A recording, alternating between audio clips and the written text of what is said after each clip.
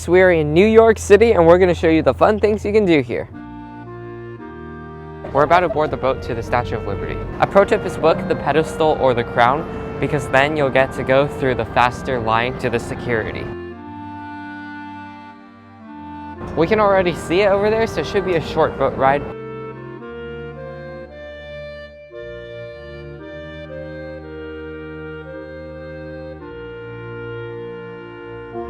We're gonna walk to the pedestal and it's 195 steps.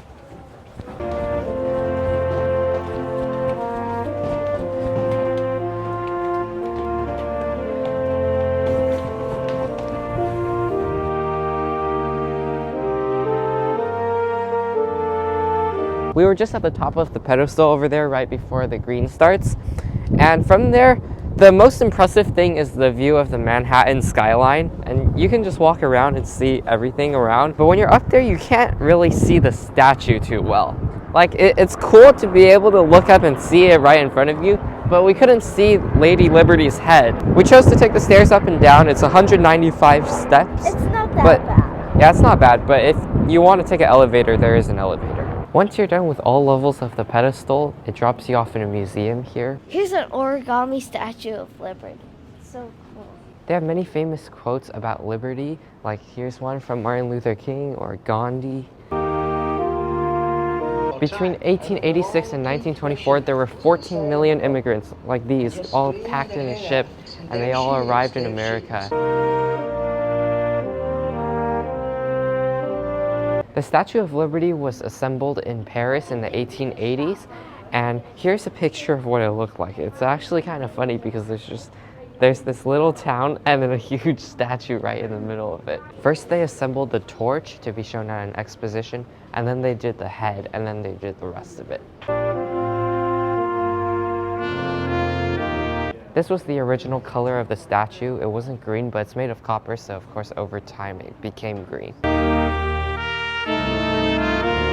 There's a museum that you can explore, so the boat just arrived, so we're just gonna rush through and see if there's anything cool. This is the original torch of the Statue of Liberty. We just finished the Statue of Liberty, and it was cool because I've seen the picture of the Statue of Liberty since I was like 3 years old, and we finally got to come here and go to the pedestal. So this is probably one of the most well-known places I've ever been to. Overall, the statue is pretty nice. I really like the climb up and down, but I do have to say that the statue is actually a bit smaller than it appears in photos. We're now taking the Statue City cruises one more stop to Ellis Island, which is where all the immigrants went, and then we'll go back to New York. Goodbye, Statue of Liberty! We're approaching Ellis Island, and brother just said it looks like Disneyland. We have reached Ellis Island and the National Museum of Immigration.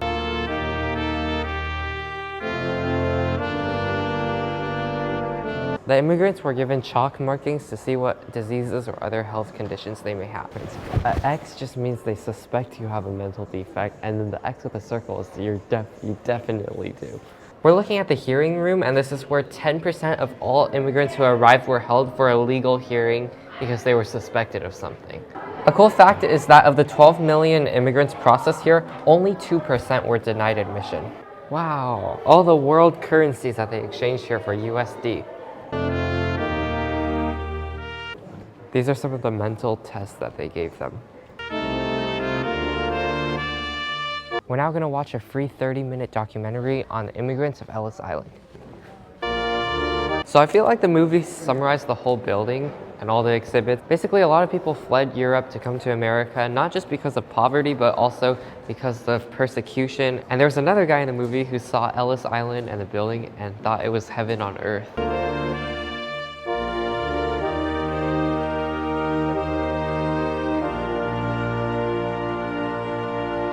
And that is Ellis Island. My favorite part of Ellis Island is the movie because it summarizes the information that is put throughout the building really well. I've never seen pictures of this place, so the building's actually really beautiful.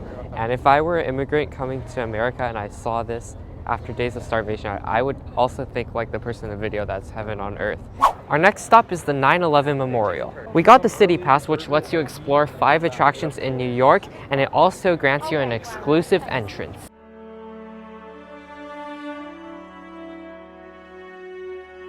Here's a map of the flight paths of the 4 planes. 2 billion people on that day witnessed the attack, which is 1/3 of the world. Here's a piece of the North Tower that they preserved.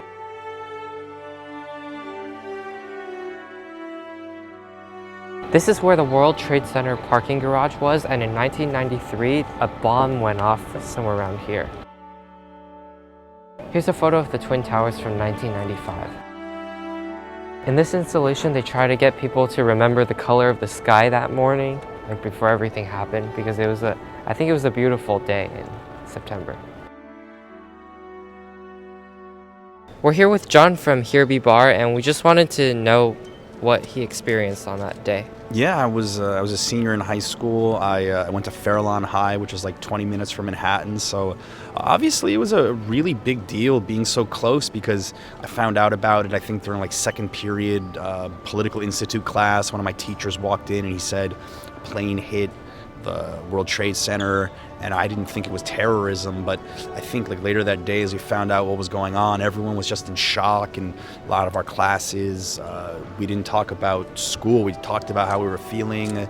And then I think there was some kids in my school who had parents who didn't make it, so that was really a big personal thing. Yeah. And then even I believe I went with some friends of mine to like Ridgewood, New Jersey, to the Heights, and you could see the smoke still later that evening coming from Manhattan over the Hudson River. So it was very surreal being so close. You've lived in New York for 13 years, and it's your first time here, so what do you think of the museum? You know, I've always wanted to come here. I'm kind of kicking myself for never coming. I think it's really important for any tourists to see what happened here. I think it's a really important moment in American history that, you know, we can never forget. 9/11, 2001. I feel like I'm doing my responsibility, especially as someone that, you know, lived through the day in New Jersey, to see what it was actually like, you know, like at the ground level here. So I'm just, it's very sad, and I'm learning a lot. There's a lot of things I didn't know about 9/11 that I'm seeing today. So I think this is an amazing museum, and really you have to come. You have to see the memorial, and you have to come to the museum. Make sure to check out John's channel, Barr. He does a lot of content on New York and travel tips and stuff like that. Here's a piece of the antenna from the North Tower. This is a Ladder Company 3 truck, and it was recovered from the site, so it's all destroyed.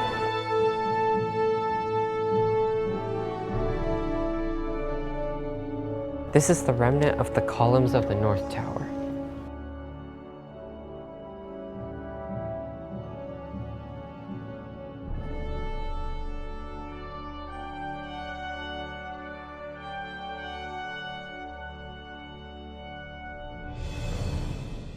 And that is the 9/11 Memorial Museum. Overall, I really like this museum. I did learn some things that I was questioning myself about, like who the terrorists were. So overall, this gave a lot of information, and if you're in New York, you should definitely come here. I think that this was a very important place to go to, and I mean, I knew a lot about this event before even coming here, but like, there were a lot of first-hand accounts in the museum that made me really sad. We weren't able to record in the actual museum, but we did show you the outside parts of it, like the wall that was remaining. Now we are at Fraunces Tavern.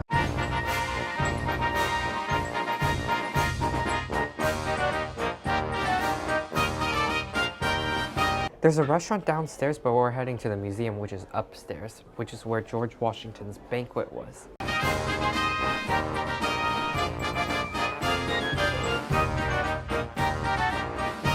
We're in the long room where George Washington said goodbye to his officers in 1783. This is not Nutmeg? The nutmeg smells good. So it says that Samuel Fraunces, because he ran the tavern, he was mostly known for his desserts. So maybe we should eat downstairs. I wonder if they have like original recipes from him. And then on the sign, it said that this is a recreation of what the room might have looked like. None of these things are original furniture. They're just a recreation. On November 25th, 1783, the British had Evacuation Day, which is when the last of their troops left America, and to celebrate, George Washington ate here. And then for every year after that until World War I started, New York City celebrated Evacuation Day. Over here's the bar where they serve alcohol. There's many paintings and depictions of George Washington here.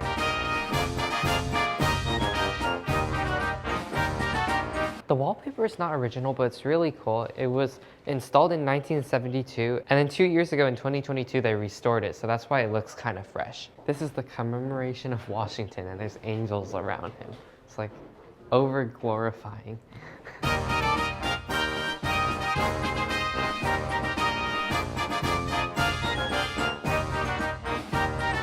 That's a painting of the tavern, and now surrounded by it is high-rises, so it looks way different. There's the tavern over there, and the bottom floor has served as a bar and restaurant since 1762, which is around 250 years ago. That's before America became a country, which also shows how young our country is. In 1900, they were going to demolish the building to build a skyscraper, but that was halted by people who cared about the history.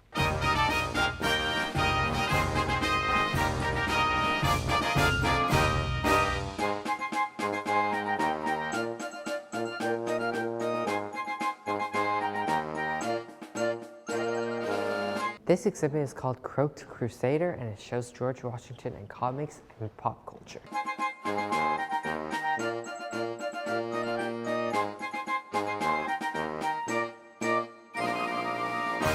There's George Washington as Captain America. Here's the Hulk George Washington. Here's Spider-Man with George Washington. And then here, George Washington and Captain America are crossing the Delaware River.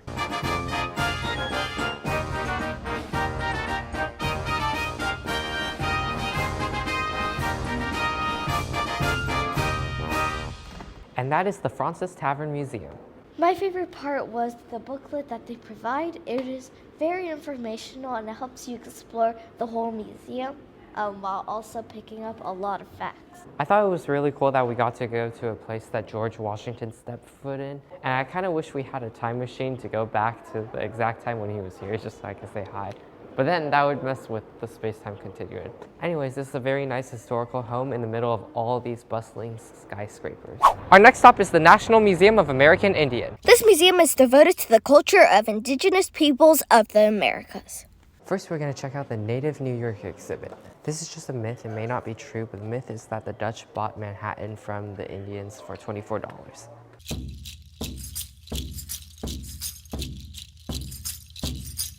So lacrosse came from a game that the Iroquois played, and that's their cradle stick. The island of Manhattan came from a Native American word, Manhatta, which means a place for gathering wood to make bows.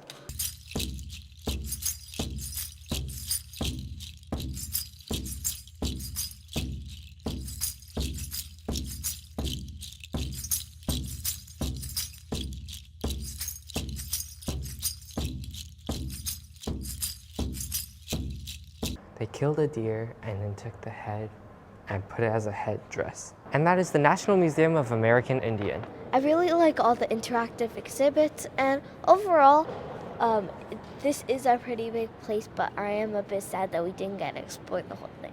The exhibits are cool, but I think the coolest thing here is this rotunda, because when I came in and I looked up, I was like, wow. We breezed through this because we're rushing to get somewhere, but we wish we had more time.